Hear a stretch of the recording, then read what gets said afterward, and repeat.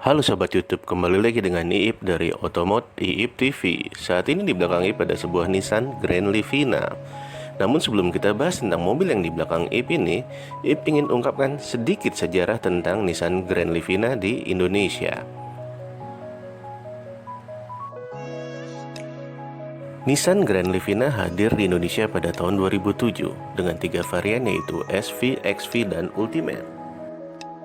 Livina hadir dengan 2 kapasitas mesin yaitu 1500 dan 1800 cc dan 2 jenis percepatan yaitu 5-speed manual transmission dan 4-speed automated transmission. Nissan hadir pada kategori low MPV yang nyaman. Saat itu kehadirannya adalah untuk bersaing dengan kompetitornya yaitu Toyota Avanza yang saat itu merajai MPV di Indonesia.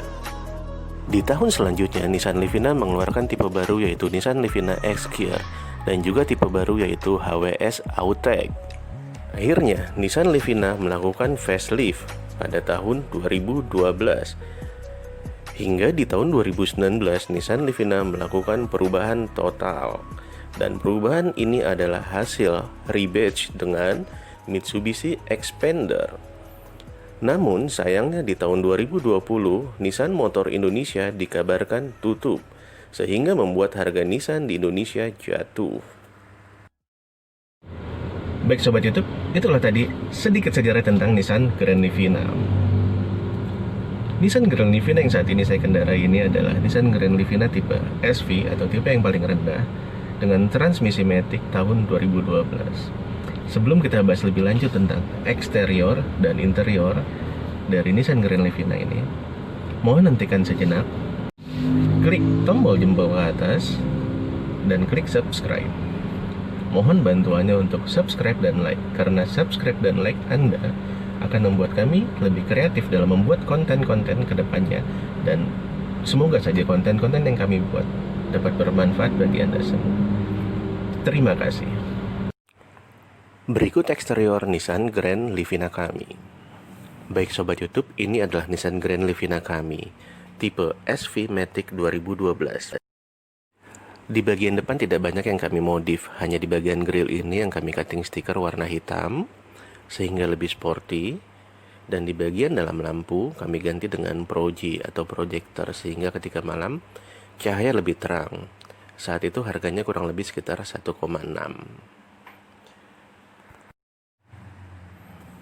Jika kita lihat sedikit menjauh, mobil ini terlihat lebih sporty karena grillnya yang dilapisi cutting stiker dan lampu yang sudah menggunakan Proji. Bagian samping tidak ada yang kami ganti atau kami modif, semua masih standar. Untuk velg masih menggunakan velg aslinya ring 15. Untuk ban bagian depan kami menggunakan merek GT Radial Campiro. Dan di bagian belakang kami menggunakan Hankook Kinergi dengan ukuran yang sama yaitu 185/65/15. Di bagian belakang juga tidak ada hal yang kami modif. Kami hanya memberikan beberapa stiker di kaca dan emblem bertuliskan Sparco di bagian samping kanan lampu. Dan berikut adalah interior Nissan Grand Livina kami. Baik Sobat YouTube, saat ini saya ada di row ketiga dari Nissan Grand Livina. Untuk posisi duduk dari orang dewasa, apalagi dengan ukuran seperti saya, tinggi 178 dan berat badan 100 lebih banyak, sangat tidak nyaman karena legroom kosong, nol, nggak ada jarak sama sekali dengan bangku di row kedua.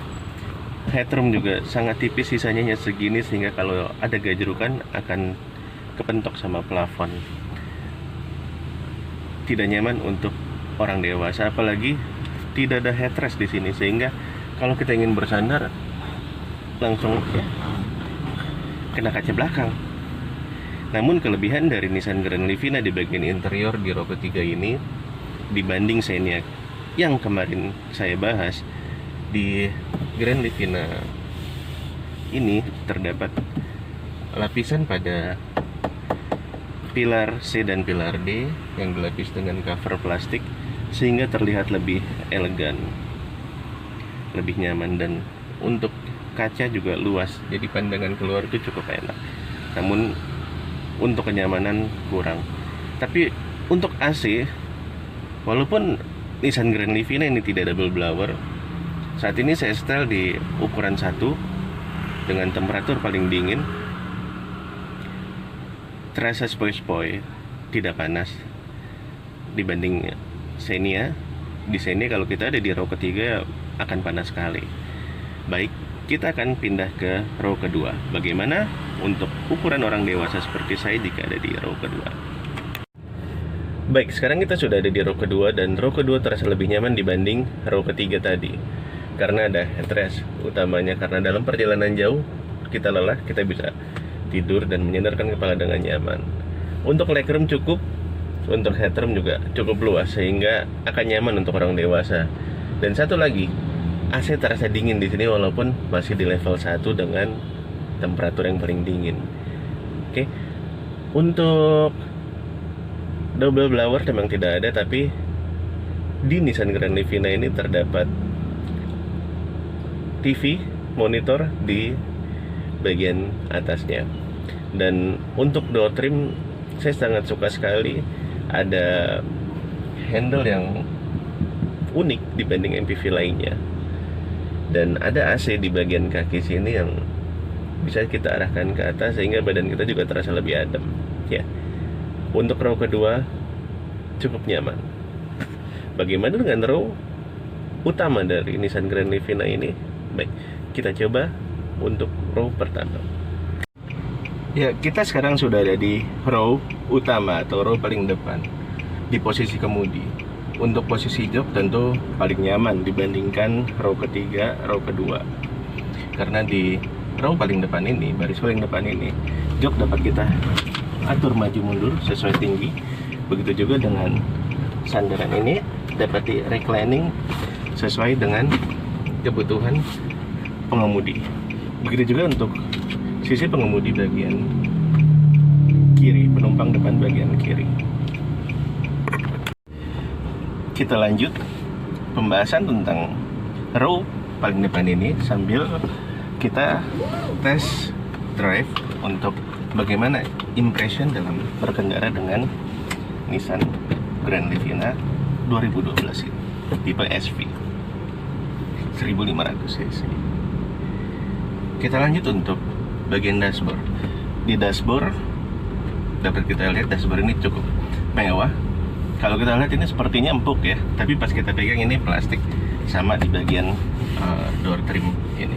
Namun di bagian sini door trim ini ada bahan fabric, jadi terlihat ada perpaduan antara door trim yang terlihat seperti kulit namun dia plastik dan bahan fabric, dan ini terlihat elegan, terlihat lebih baik. Untuk lanjut ke bagian dashboard lagi, di dashboard ini speedometer dapat kita lihat 3 bulatan besar, ada list berwarna silver di bagian terluarnya, di bagian dalamnya juga dari speedometer tersebut didasari dengan warna silver dengan angka-angka yang berwarna oranye. Hal ini membuat speedometer ini terlihat sportif. Ke bagian tengah dapat kita lihat paling atas ini ada kisi-kisi AC untuk penumpang bagian belakang. Namun kisi-kisi AC yang paling atas ini tidak dapat diatur naik turun atau kiri kanan. Ke bawah dapat kita lihat kisi-kisi AC juga untuk penumpang bagian depan dan juga untuk driver, dimana kisi-kisi AC ini dapat diatur ke atas ke bawah atau ke kiri ke kanan sesuai kebutuhan penumpang bagian depan kiri atau pengemudi.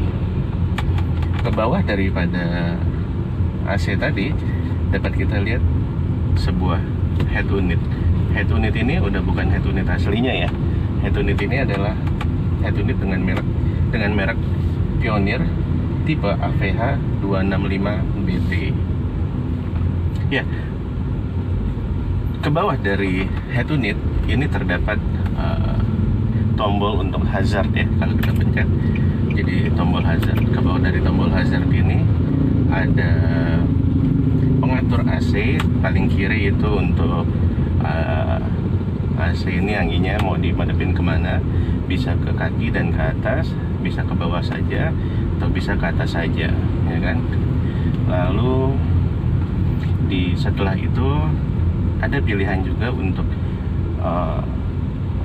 sistem udaranya itu, dan di bawahnya terdapat 3 temperatur ukuran dari 4 dari 0, 1 sampai 4. Berbeda dengan Xenia hanya 3, dan di paling kanan terdapat pengatur suhu atau freonnya ya, tingkat kedinginannya.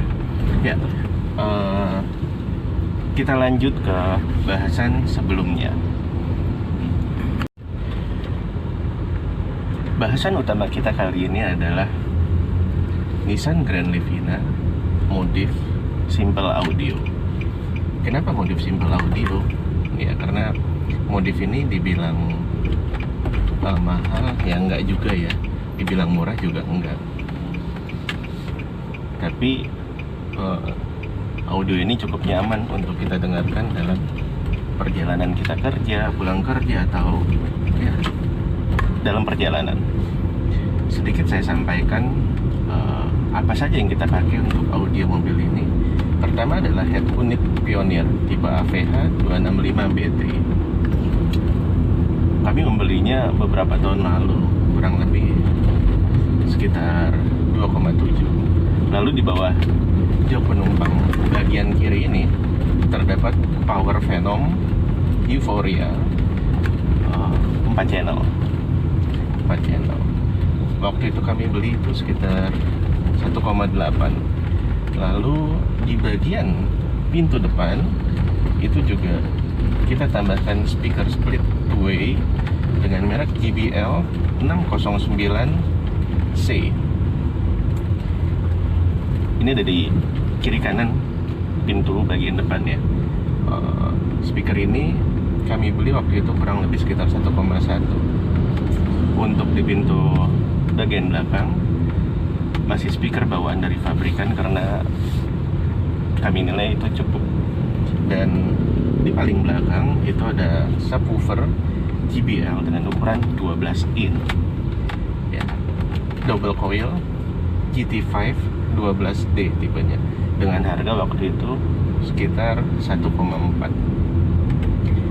Kalau di total ya kurang lebih 6 juta untuk audio. Tapi menurut saya hasil yang kita dapatkan, vokal yang jernih, bass yang mantap, tidak terlalu mengangkat telinga karena ada bass dari audio mobil itu yang jedang banget, sehingga membuat telinga kita pengang.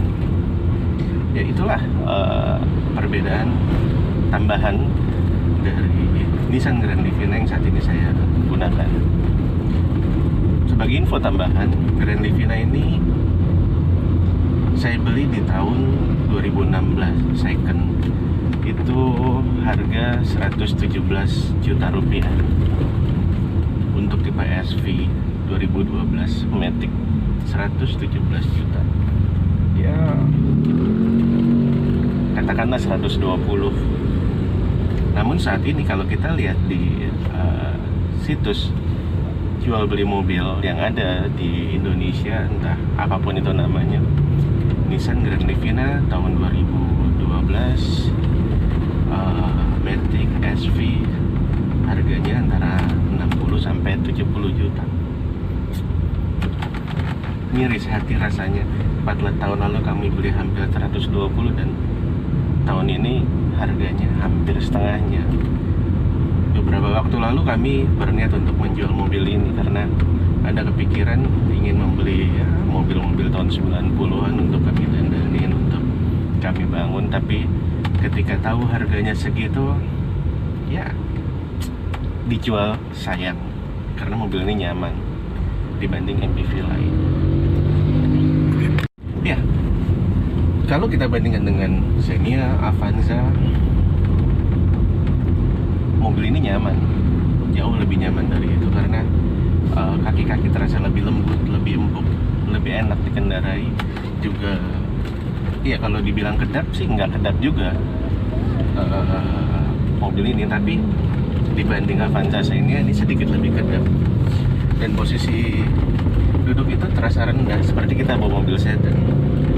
Jadi menurut saya Livina ini sebenarnya dibandingkan dengan kata-kata low MPV sebenarnya lebih tepat untuk dikatakan ini adalah mobil dengan segmen station wagon, station lah ya. Seperti halnya tahun 90-an kita ingat itu ada Mazda Ventran, dan di tahun berikutnya mulai masuk lagi kayak Honda Odyssey. Honda Odyssey itu kayaknya jarang orang yang menyebutnya MPV, tapi dia lebih disebutnya station, walaupun saya juga nggak tahu apakah itu ada tipe sedannya karena rendah ya. Nissan Livina ini rendah, jadi ketika kita bawa ya seperti sedan, walaupun posisi kaki ya nggak seperti sedan. Kalau seperti sedan itu kan lebih lurus, ini tetap agak tertekuk seperti MPV, namun tingkat ketinggian mobil ini yang rendah seperti sedan, sehingga saya katakan mobil ini lebih pantas sebagai disebut mobil station ya. Itulah review kita kali ini. Sekali lagi untuk teman-teman sobat YouTube yang belum subscribe dan like, mohon sebelum video ini berhenti subscribe dan like, karena subscribe dan like Anda sangat bermanfaat buat kami. Kedepannya insya Allah kami akan membuat konten-konten yang lebih kreatif, konten-konten yang semoga saja bermanfaat untuk Anda. Terima kasih telah menyaksikan tayangan kami.